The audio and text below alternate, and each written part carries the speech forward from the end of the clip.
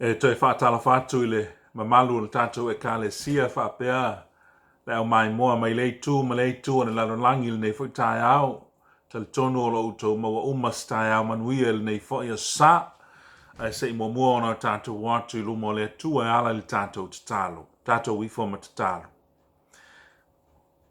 lo mātou atua pa iai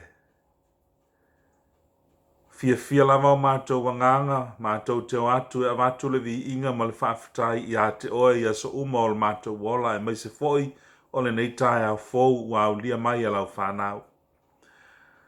A mātou whanau no manui la wa fio, ma le au o le nei tai au a momoli mai mo i mātou, a wai mailo wanganga ina i a mātou malama. Ina i a sui ai o mātou wola e ala i la wa fio ngapa ia. O nāla mātou te talo e awala ia Yesu lo mātou whaola. Amen. Ole, a maua mai le whenga inga tuai se whi au mo i tātou i le nei tai au. Ole, mata upo e tolu se fulu o le tusi o kenese. A olo na whai upo mua e taulawa le whai unga ole nei mata upo. A ua filifilia le. Fai upo mua e, fai mamatua o nei tai au, a maua sau taimi awa nona, fai tau atoa le il matau pule o le kenese. A fa mele matua il matau ile, fai upo mua o le matau pule e tolsfulu, ua iloa e rasela ele i whanau ia ia Iakopo. O na matau ale o rasela ilo na uso, ua fai mai ai ia Iakopo au maia ni tama ia te au. Ale ai, ona o woti ai lea. Au mai ni tama ia te au ale ai o na o woti ai lea. O mata upu mua e sifuru maltasi o le tusi o kenese o lo o iai le tala o le fofoina i le atua o le langi ma le lalo langi. Ma le whaia i le atua o le tangata ma o iai lo laso o tanga vāvala lata ma le ulua i tangata i tutonu o le whaatoanga i e tena. Pe taia le i tū maule sa o tanga vāvala lata le atua ma le tangata ina ua ulu fale le anga sala. Wa amatai o na whaale tonu le vāwhea ngai o le atua ma manu ma le tangata ua anga sala. Pe taina sa ili le atua i se isi au wala i fufo ai le mai lea. Ma o mata upo e sifuruma le lua e o le 5 o le tusi o kenese. Wa tātou wa ai o lo o whaia i le atua se au wala fou. E feso o tai ai tangata ma le atua. Ma ana awala mai li tangata na ia filifilia o Abrahamo. O Abrahamo lana whanawa isa ako. Ai whanawa isa ako ia Iakopo o le na ingoa muli ia Israel. O le tala ia Iakopo lo o whaawau i le mataupu le tolsfulu o le tusi o kenese. O lewa whaipoipo nei Iakopo ia whawhine to o luo o la pana o Rasela malea.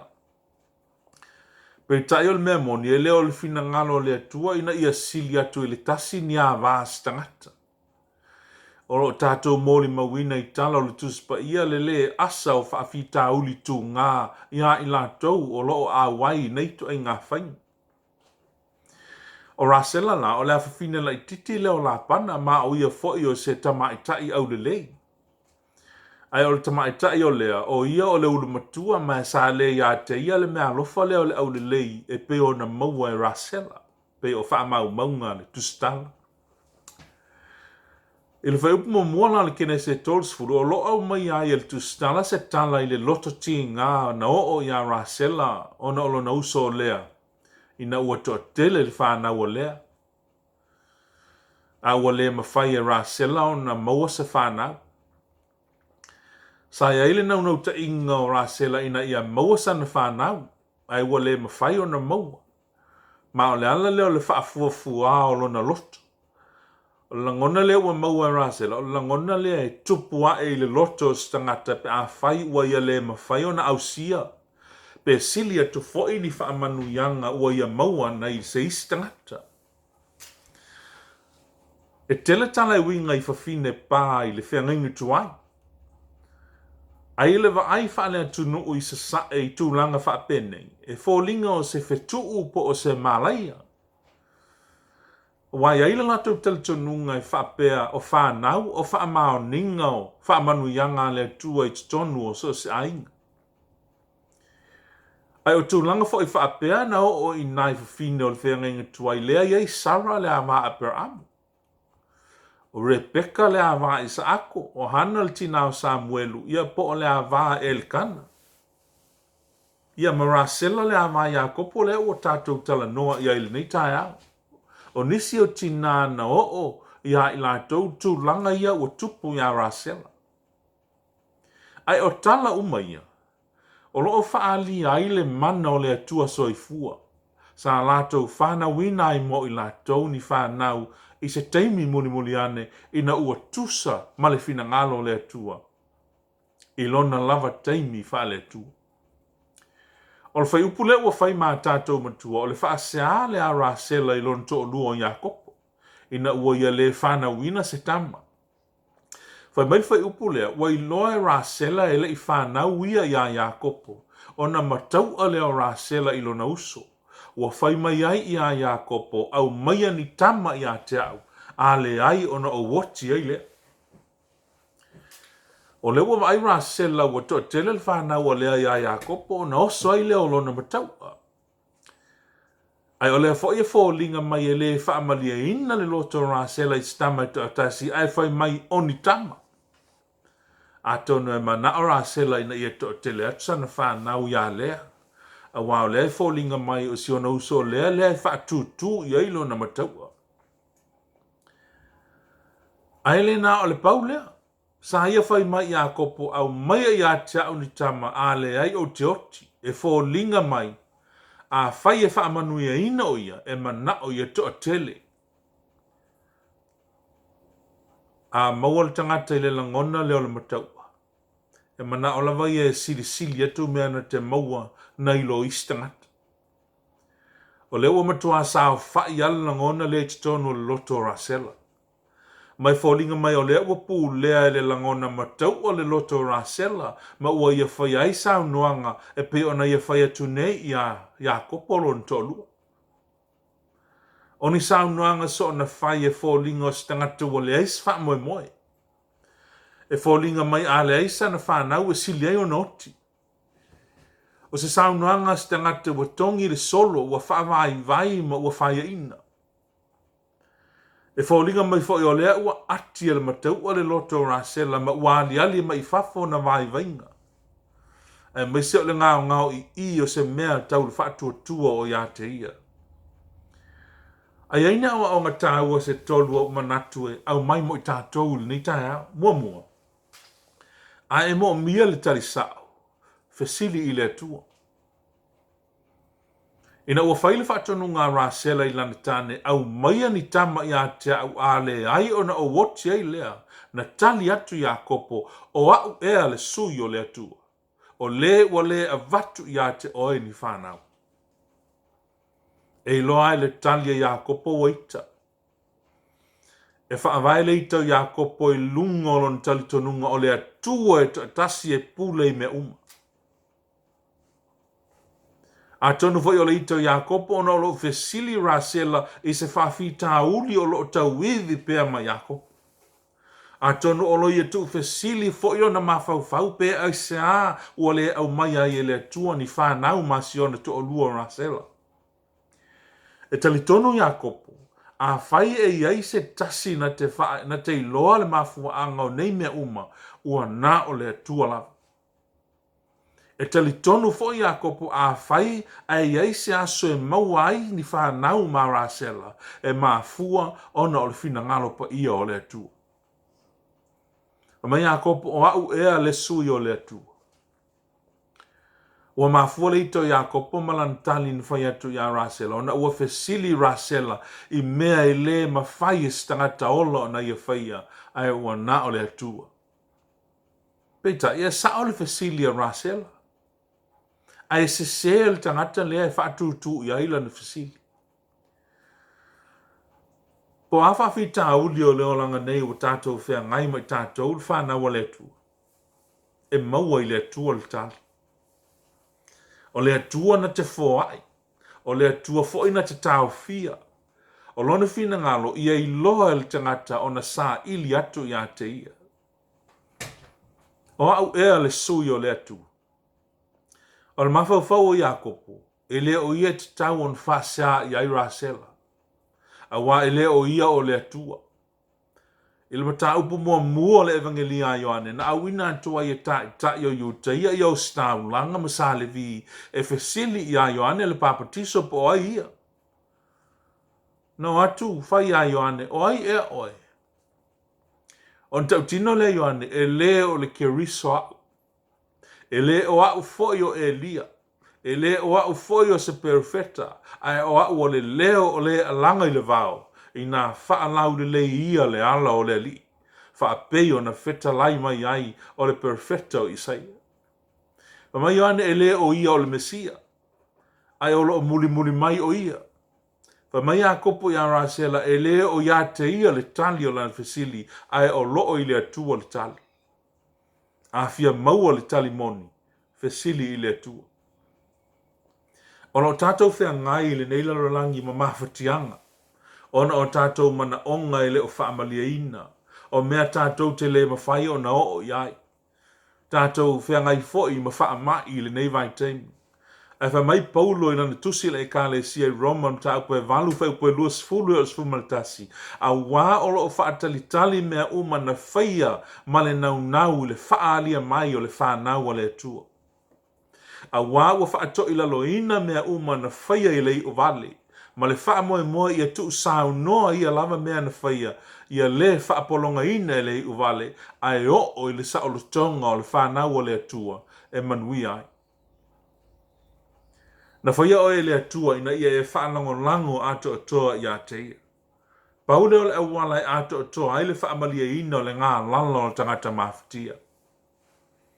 Mai maupe ana i loa e rasela o le atua e mawai le tali o na mawhitianga. Se manu na te tau fiofi o na vai lea ua ali ma lo na matau a lea ua whaelo atu. A e mo o mea le tali au pito sao, fesili i le atua. Lona lua, awala sa i lia le tali sao i se awala se.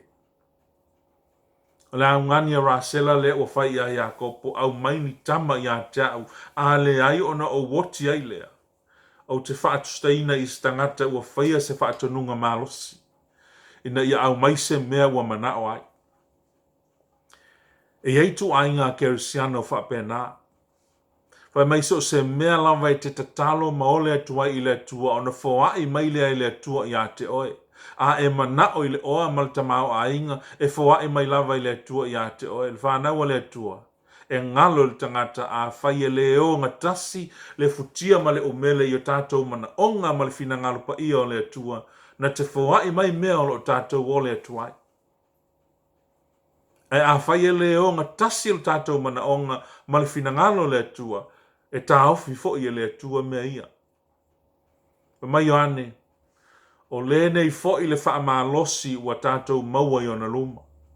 Pe a whai tātou te ole atua i se mea e tusa malone fina ngalo e wha awhifonga mai o ia i a te i tātou. Mua muali Ioane o lona mta upe 5 al whai upe 10 mal wha. O lona winga a whai e le o ngā tusa o tātou mana o ngā mali fina ngalo pa ia o le atua na te le au mai a fo i mea o tātou o le atuai. O lona fina ngalo pa ia, i lona lava whaitalia wha le atua, i lona taimi wha le atua, na te fōa ina ai se whanau mō rasela i le taimi muli ani. Sa ia whaia o le mea, e tusa ma lona fina ngalo. Pa meil poto Solomona ia e whaatua i a Iova ma lou loto atoa. Ai aua e te whaalango i lou lava ata mai. Ia e mana tua o ia i o wala uma o na whaatonuina i lea e ia lava o wala.